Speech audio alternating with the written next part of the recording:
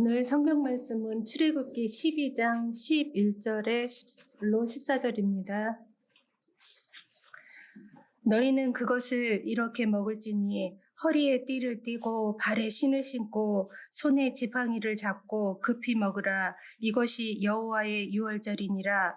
내가 그 밤에 애굽 땅에 두루 다니며 사람이나 짐승을 막론하고 애굽 땅에 있는 모든 처음 난 것을 다 치고 애굽의 모든 산을 내가 심판하리라. 나는 여호와라. 내가 애굽 땅을 칠 때에 그 피가 너희가 사는 집에 있어서 너희를 위하여 표적이 될지라. 내가 피를 볼 때에 너희를 넘어가리니 재앙이 너희에게 내려 멸하지 아니하리라. 너희는 이날을 기념하여 여호와의 절기를 삼아 영원한 규례로 대대로 지킬지니라. 아멘. 네, 여러분, 하나님이 사람을 구원하는 방법이 무엇일까요? 네, 하나님의 은혜를 통해 믿음으로 구원을 받습니다. 그러면 무엇을 믿어야 할까요? 예수님은 내가 곧 길이라고 말씀하셨습니다. 그러니까 다른 무엇을 믿는 것이 아니라 예수를 믿는 것입니다. 그러니까 예수를 믿는다는 것은 무슨 말인가? 예수님이 1세기에 팔레스타인 땅에 사셨다는 사실을 믿는 것일까요? 그분의 놀라운 가르침들을 따르는 것일까요? 혹은 그의 선하신 삶을 본받는 것일까요? 네, 그런 것들도 중요합니다. 네. 그런데 핵심은 아닙니다. 예수님이 십자가에서 이루신 일을 믿는 것입니다. 그 가운데 특별히 피 흘림을 믿는 거예요. 만일 예수님의 피 흘리심이 없다면 그가 이 땅에서 33년이 아니라 330년을 사셨어도 의미가 없습니다. 자, 히브리서 말씀 보시면 9장에 22절에 이런 말씀이 있죠. 22절 다 같이 볼까요? 율법을 따라 거의 모든 물건이 피 흘림이 없은즉 사함이, 네, 즉 피 흘리심이 있어서 사함이 있다는 그런 말이죠. 피 흘림은 죽음을 의미합니다.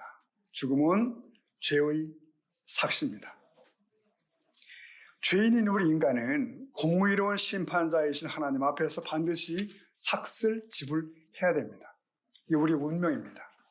그런데 누군가가 대신 지불한다면 우리는 사함을 받을 수가 있습니다. 누군가가 대신 죽는 것을 대속의 죽음이라고 그럽니다. 이 죽음이 바로 예수님의 피 흘리심을 말하는 것이죠. 여기서 중요한 것은 그 피는 죄가 없는 피이어야 한다는 거죠. 사람들은 하나님 앞에 그래서 제물을 들고 나아갔지만 짐승의 피는 한계가 있습니다. 죄를 덮기만 합니다. 죄를 제거하지 못해요. 구약시대의 많은 짐승이 제물로 드려집니다. 그 피들은 법궤 뚜껑인 속죄소에 부어졌고 죄를 일시적으로 덮을 수는 있었어요. 하지만 불완전하기 때문에 죄를 범할 때마다 제사가 반복되어야 했던 것이죠. 이 제사는 앞으로 오시게 될 어린 양, 그리고 어린 양의 피를 상징합니다. 의로운 순결한 양은 바로 예수를 의미하는 것이고요. 그 예수님이 십자가에서 피를 흘리셨습니다. 그리고 죽음을 맞이하게 되죠. 그러므로 예수를 영접한다는 것은 뭔가? 예수 십자가에 흘린 피만이 나를 구속할 하나님의 방편임을 시인하는 것이에요. 인정하는 것입니다. 이것이 하나님의 구속의 은혜다. 이걸 인정하고 받아들이는 거예요. 성도 여러분, 이 아침에 우리가 예수를 믿는다는 것은 그가 날 대신하여 피를 흘리고 죽으셨음을 믿는 거예요. 그 예수를 하나님이 삶 안에 부활케 하신 줄로 믿습니다. 자, 그러므로 예수 그리스도의 복음은 한마디로 피의 메시지다라고 말할 수가 있습니다. 복음의 중심에는 죽임을 당한 하나님의 어린 양이 있습니다. 세상의 어떤 종교가 신이 나를 위해 죽었다고 하는, 대신하여 죽으셨다고 말합니까? 그런 희생의 신은 없습니다. 그러므로 우리는 예수님의 피를 보배로운 피라고 해서 보혈이라고 부릅니다. 왜 예수님이 피 흘리신 피가 보혈입니까? 그것은 온 세상 모든 사람들이 그 피로서 구원과 해방을 받기 때문에. 에베소 말씀 보니까 1장 7절에 이런 말씀이 있습니다. 7절 같이 읽어볼까요? 시작. 우리가 그리스도 안에서 그의 피로 말미암아 구속 곧 네, 모든 사람이 죄사함 받게 되는 능력이 예수님의 피에 있다는 말씀이죠. 그러나 사람들은 이렇게 질문합니다. 아니 2000년 전에 십자가에 죽으신 예수가 어떻게 지금 나의 죄를 살 수가 있어? 이렇게 말합니다. 또 하나님을 믿는다고 하면서도 어떤 이들은 이 보혈에 관한 말씀에 대해서 이 생각에 거부감을 가집니다. 무슨 피행이냐는 거죠. 그러나 성경은 분명히 보혈의 능력에 대해서 증언하고 있습니다. 예수님의 보혈은 하나님께서 우리 인간에게 베푸신 가장 귀한 구원의 능력입니다. 그 능력을 누리는 저와 여러분들에게 축복합니다. 자, 보혈의 축복을 누리려면 성경에 계시한 보혈의 능력과 축복에 대해 알아야 되거든요. 알아요. 그것을 알지 못하는 사람은 보혈의 능력을 누릴 수도 없어요. 하나님께서는 누구나 예수님의 보혈의 계시를 이해할 수 있도록 역사 속에서 사건들을 배치하십니다.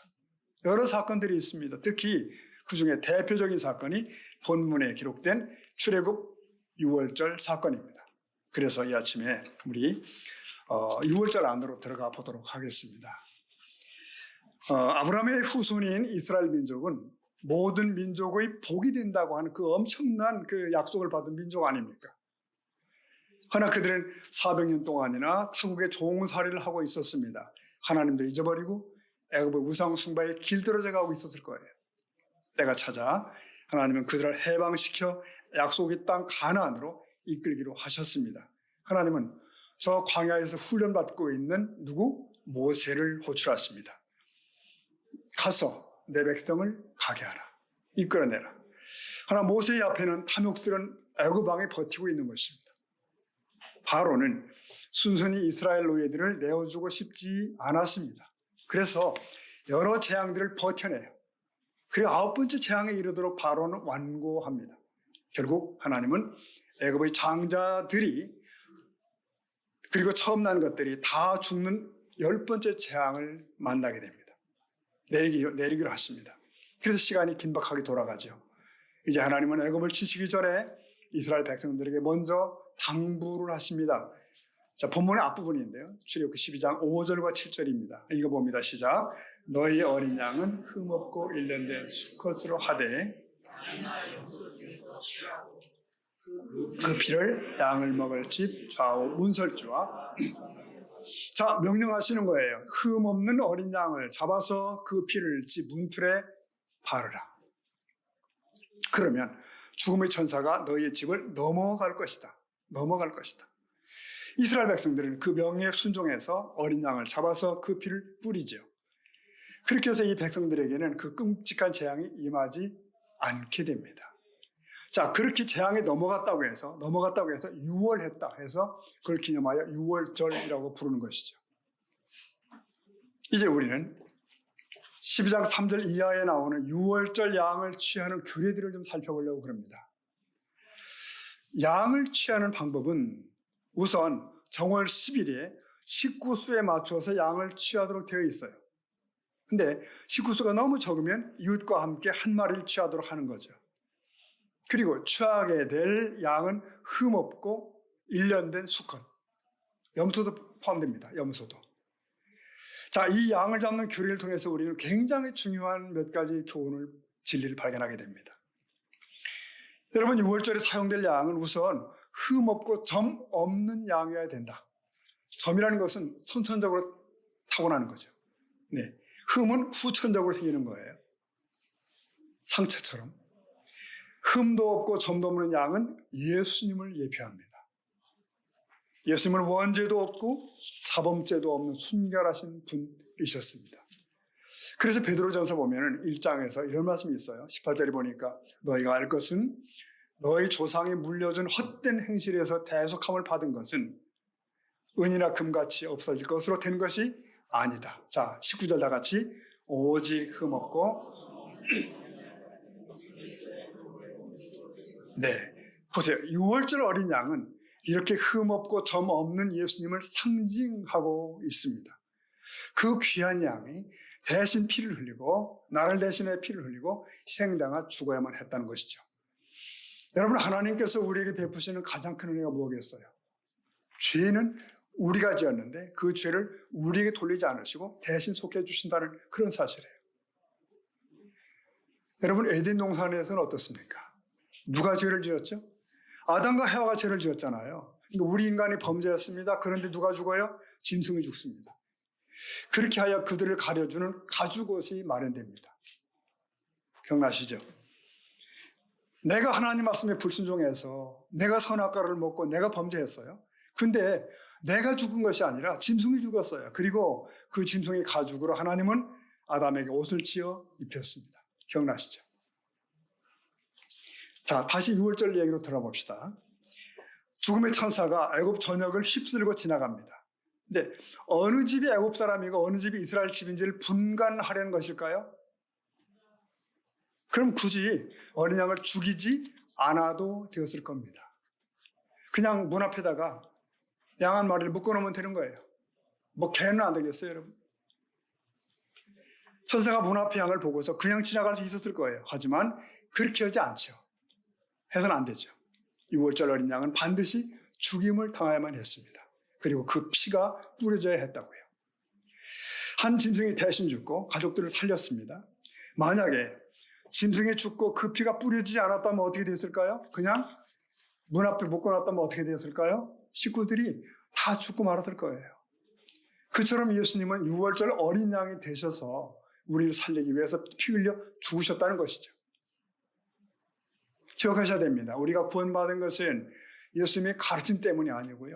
우리의 본보기 되는 삶을 사셨기 때문도 아니에요. 예수님의 죽으심으로 우리가 구원받은 줄로 믿습니다. 만일 예수께서 십자가에 죽으시지 않으셨다면, 어린 양의 피가 없었다면 우리는 결코 구원받지 못하는 거예요. 그리고 6월절에 죽임을 당해야 했던 양은 미리 준비되었다는 사실을 기억해야 됩니다. 어떻게 해요? 미리. 그날 기분 내키는 대로 한 마리 골라다가 잡는 것이 아니라니까요. 10일에 택해서 준비해뒀다가 14일 저녁에 잡는 거예요. 적어도 4일 전에 미리 예비되었다는 뜻이죠. 미리 예비된 그 어린 양을 4일 동안 지켜보면서 백성들은 뭘 생각했겠어요, 여러분? 무슨 생각? 대속의 의미를 깊이 새겼을 겁니다. 나를 살리기 위해 대신 죽는 양.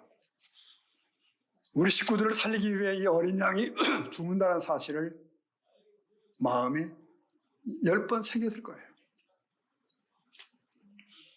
내가 죄악의 애굽에 거주하고 있어서 죽음의 천사가 지나갈 때 내가 죽어야 했습니다. 그런데 내가 죽는 것이 아니라 양이 나 대신 죽어야 한다는 것을 알았을 거예요. 그러면서 희생제물을 통해 나를 살리시는 하나님의 은혜를 더욱 선명하게 깨달을 수 있었을 것입니다. 성도 여러분, 이것들은 우리에게도 동일하죠. 우리가 예수님을 바라볼 때마다 하나님의 어린 양을 대신 죽게 하신 하나님, 그 하나님의 구원의 은혜를 되새겨야 되는 것입니다. 그는 미리 준비된 양이에요. 다음에 7절 말씀을 보면 우리가 알 수 있는 것인데요. 양의 피를 문틀의 좌우에 바르라. 거기 보면 문설주, 인방 뭐 이런 어려운 말이 나오는데 쉽게 얘기하면 문틀의 좌우에 바르라 이렇게 이해하시면 됩니다. 양은 그냥 죽임을 당하는 거로 끝나는 것이 아니라는 거죠. 그 피는 그릇에 담겨지는 것으로 끝난 것이 아니에요. 그 피는 사용되어야 된다. 어떻게? 10번째 재앙이 온 애굽을 덮을 때 양의 피가 문틀에 발라져야 했고 그 집에는 재앙이 임하지 않게 되는 것입니다. 여기서 중요한 것은 어린 양의 피를 문틀에 바른 집만이 구원을 받았다는 사실이에요. 애굽인들은 저 이스라엘 사람들이 문틀에 짐승의 피를 바르는 걸 보면서 고개를 저었겠죠. 무엇들 하는 짓이지? 왜들 그러는 거야? 비웃었겠죠. 한편 이스라엘 사람 중에서도 그럴 수 있는 겁니다. 뭐냐면 피를 어떻게 하라 알렸음에도 불구하고 나태한 자가 있을 수도 있겠다는 거예요. 이스라엘 사람 가운데도. 에이, 그게 무슨 효험이 있겠어? 의심하면서 순종치 않은 사람들도 혹 있었을 거예요. 어쨌든 애굽인이든 이스라엘 백성이든 간에 사실 상관이 없습니다. 양의 피를 바르지 않았던 집은 심판을 받는 거예요. 다음날 아침에 통곡을 해야 되는 것입니다. 오직 양의 피를 바른 집만 구원을 받았다는 사실을 여러분 주목하셔야 됩니다. 그리고 또 유심히 살펴볼 것이 또 있어요. 하나님은 양의 피를 문틀의 좌우에 바르라고 하셨습니다. 문틀의. 그러니까 문지방에 바르라거나 현관에 뿌리라거나 이러지 않으신 거죠. 그 이유가 뭘까요?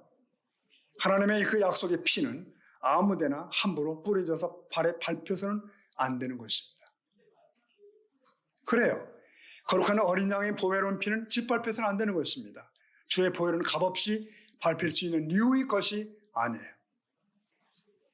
근데 여러분, 오늘날 어떻습니까? 보배로운 어린 양의 그 피가 얼마나 많이 짓밟혀지고 있는지요. 우리 기독교가 무시당하고 있습니다. 복음이 개그의 소재로 전락하고 있습니다. 왜 그렇습니까? 누가 그렇게 만들었죠? 어쩌면 우리들이 그 장본인일 수도 있겠다 싶어요. 저거 교인 맞나? 저거 예수 믿는 사람 맞아? 이런 눈총을 받은 적은 없습니까? 지난해 설문조사를 좀 챙겨봤는데 우리 한국교회의 사회적 신뢰도 여론조사에 따르면 20%가 안 된다. 그러니까 나 교회를 믿는다. 나는 기독교인들을 믿어. 이렇게 한 사람이 20%가 안 된다는 거예요. 저는 이 통계를 100% 믿지는 않습니다. 하지만 우리에게 각성의 기회는 분명히 됩니다. 내가 예수의 향기가 되어야 되는구나. 우리 교회가 시대의 빛이 되어야 되는구나. 여러분, 보혈 공동체는 밟혀서는 안 되는 것입니다. 자, 어린 양의 피를 문에 발랐다는 사실만으로 끝나는 것이 아니었어요. 피를 바른 그 문 안에 그 시간에 있는 자들에게만 하나님의 구원의 은혜가 유효한 것입니다. 예수님의 보혈의 피는 인류를 다 구원하고도 남아요. 보혈의 양은 충분한 거죠. 그러나 어린 양의 피를 구경만 했다거나 수없이 들어봤다거나 이렇게 해서는 구원받을 수가 없는 겁니다. 보혈의 공로와 능력을 믿는 믿음 안에 있는 자만이 즉 보혈 아래 있을 때에만 구원을 얻을 수가 있는 것입니다. 13절에서 하나님은 이렇게 말씀하시죠. 13절 읽어볼까요? 내가 피를 볼 때에 너희를 넘어가리니 재앙이 네, 여기 잘 보십시오. 피를 어떻게 하죠? 볼 때에. 그러니까 피를 보고 넘어가리라. 그거 말씀하십니다. 얼마나 의롭게 사는지를 보고 넘어가리라? 아니죠. 얼마나 열심히 내고 있는지 볼 거야? 그게 아니고요. 피를 보고 넘어가겠다고 하셨습니다. 때문에 누구든지 아무리 큰 죄를 지은 자라 할지라도 어린 양의 피를 바른 문 안에 들어와 있으면 어때요? 사함을 받는 줄 믿습니다. 구원은 그렇게 받는 거예요. 반대로 아무리 교회 생활을 오래 하셨더라도 내가 문 밖에 있으면 사실 구원과는 상관이 없는 거예요. 문 안에 잘 들어가 있다가도 문 열고 밖에 나가면 죽는 것이죠. 왜 그렇습니까? 예수 그리스도의 보혈에만 재앙을 물리치는 능력이 있기 때문입니다. 하나님이 인정하시는 거죠. 그러므로 어린 양의 보혈만이 죄를 씻는 능력이 있습니다. 주님의 보혈만이 구속의 능력이 있습니다. 여러분, 그래서 그날 밤 문에 어린 양의 피가 칠해져 있지 않은 집의 장자들은 다 죽죠. 그 끔찍한 밤이 채 지나가기도 전에 바로는 애굽 왕은 모세를 불렀습니다. 제발 너희 동족을 다 데리고 애굽을 떠나달라. 저는 이걸 간청이라고 봅니다. 간청. 떠나달라. 그렇게 6월절 밤이 지나고 새날이 왔습니다. 그때 이스라엘 민족에게 놀라운 일이 일어났습니다. 어제 해가 아니에요. 새로운 해입니다. 무슨 말이냐면 그들은 노예였습니다. 그렇죠? 신분이 노예였어요. 이제 자유인이 되었지만 떠나야 하지만 사실 가진 것이 아무것도 없습니다. 그런데 성경 보면 어떤 일이 벌어지죠? 애굽인들이 찾아왔습니다. 그 아침에. 찾아왔어요. 문을 뚫어. 그래서 떠나려고 하는 이스라엘 백성들에게 은과 금과 의류를 옷을 가져다 주었다는 것이에요. 이 분위기를 보면 당당히 달라고 할 수도 있는 분위기입니다. 평생 품삯이 남아있잖아요. 하나님께서 애굽인들의 눈에 이스라엘 사람들이 크게 보이도록 하셨습니다. 제 생각엔 부럽게 여기게 만들지 않으셨을까 하는 생각도 듭니다. 기적을 입고 야훼 하나님의 백을 힘입어서 떠나는 사람들. 여러분 나중에 보면 애굽을 떠난 그 이스라엘 무리 속에는 다른 종족들도 많이 포함된 거 아십니까? 그래서 무더운 것 같아요. 제 생각에. 자, 또 있습니다. 게다가 이스라엘 백성들은 치유까지 받았습니다. 뭔 얘기냐면 마치 100km 완전 군장 행군하려고 하면 그 앞두고 의무대가 치유도 받고 다 점검합니다. 이스라엘 백성들은 지금 애굽을 떠나 가나안으로 가야 돼요. 거친 광야로 행진을 시작하는 겁니다. 광야가 어떤 곳인지 가보지 않은 사람은 잘 실감이 나지 않을 거예요. 도저히 건강한 사람도 사실 견뎌내기 어려운 곳입니다. 그렇다면 이스라엘 사람들 가운데 병약자들은 어떻게 되었을까요? 노약자들은 어떻게 되는 거죠? 건장한 사람도 걷기 힘든 길인데 그 길을 병든 몸으로 따라갈 수 있을까? 엄두도 나지 않았겠죠. 차라리 나는 짐만 될 테니까 제 남을게요. 당신들만 가세요. 이러지 않았을까? 하나 걱정할 필요가 없었습니다. 왜 그런지 아십니까? 하나님이 그들을 고쳐주셨기 때문이에요. 놀랍게 그런 얘기가 시편에 또 묻어 있어요. 네. 언제 그런 일이 벌어졌을까요? 보혈이 흐르는 그 밤이겠죠. 그 밤. 시편 105편 37절에 보니까 이런 말씀이 있습니다. 읽어볼까요? 시작. 마침내 그들을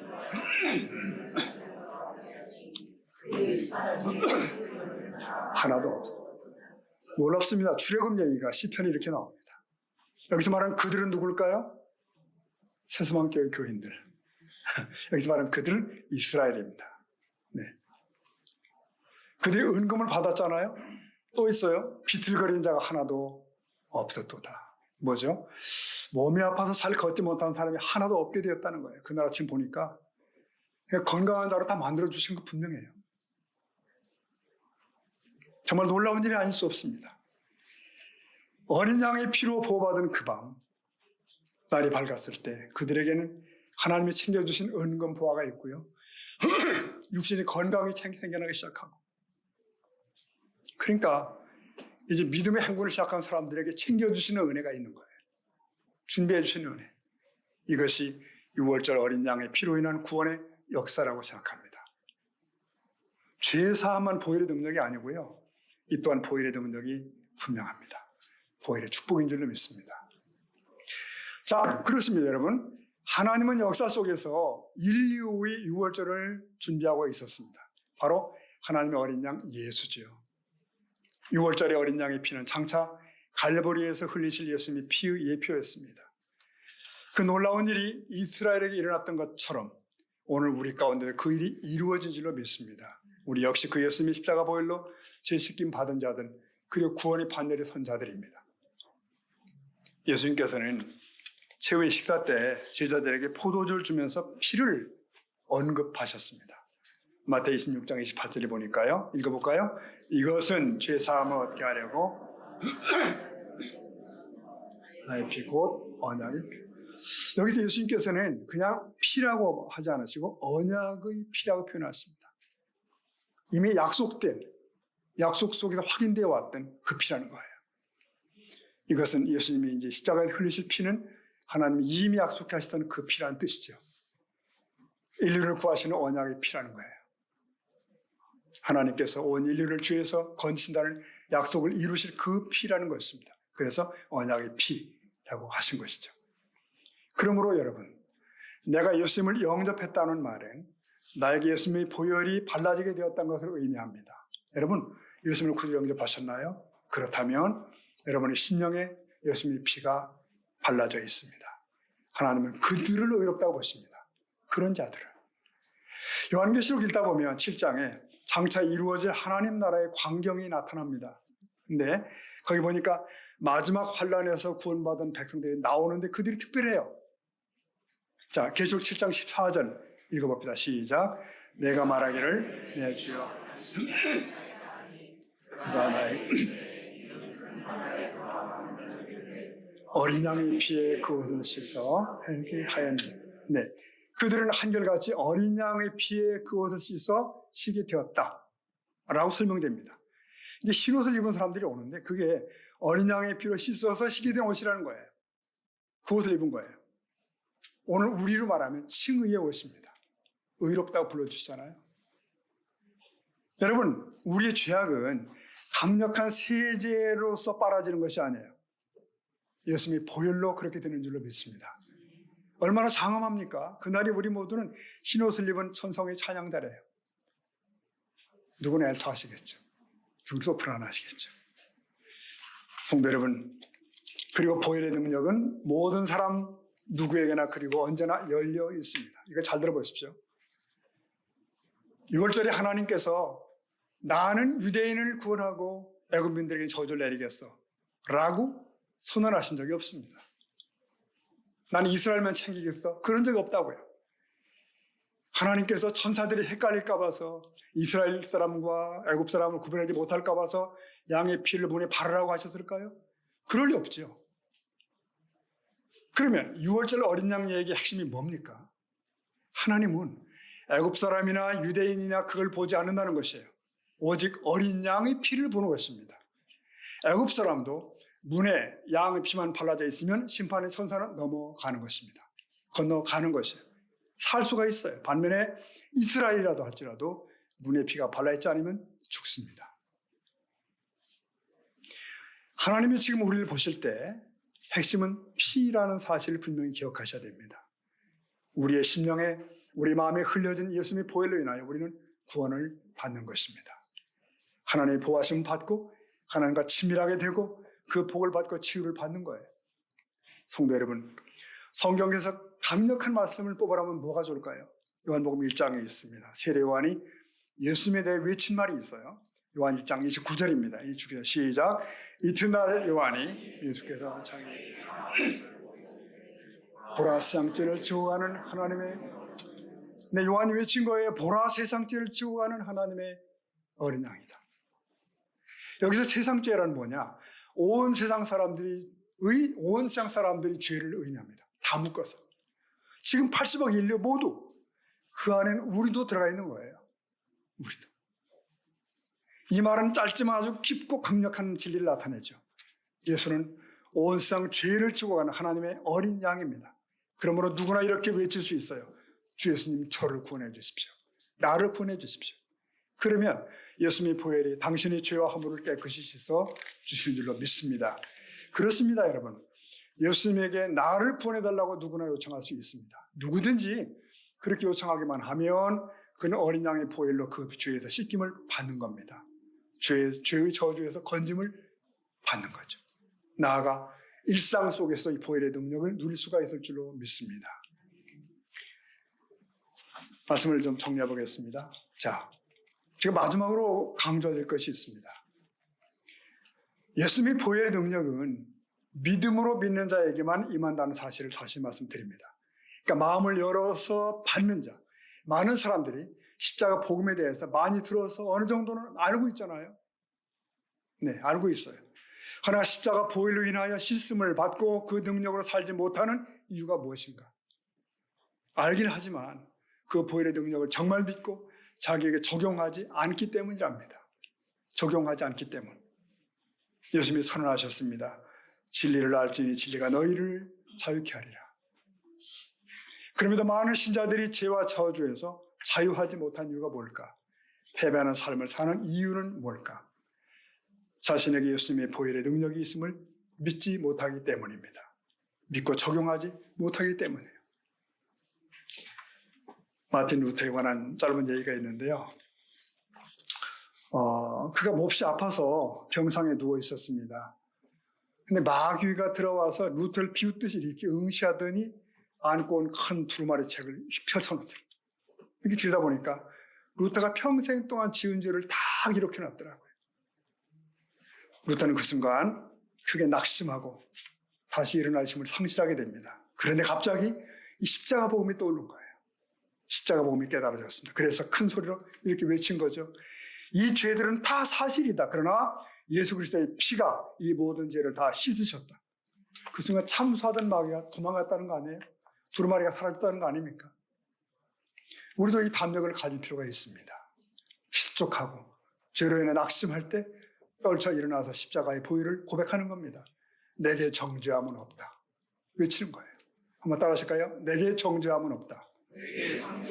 이 말씀의 근거가 바로 십자가 보혈입니다. 예수님의 보혈. 거기서 사함의 은총을 다시 입고 보혈의 능력을 선포하며 나아가야 될 줄로 믿습니다. 찬송가 가사가 기억납니다. 268장 보니까요.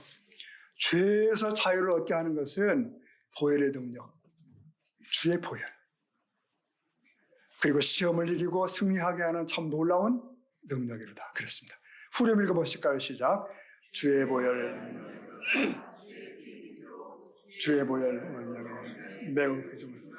네, 이 짧은 찬송가 가사에 다 포함되어 있는 것 같아요. 그렇습니다. 우리가 예수 그리스도의 피 공로를 정말 믿으면 죄에서 씻음을 받습니다. 보혈의 능력 속에는 질병에서 고침받고 삶의 곤고함에서 해방되는 복도 포함되어 있습니다. 여러분, 예수님의 보혈이 우리 안에 있습니다. 내가 그 보혈 안에 있습니다.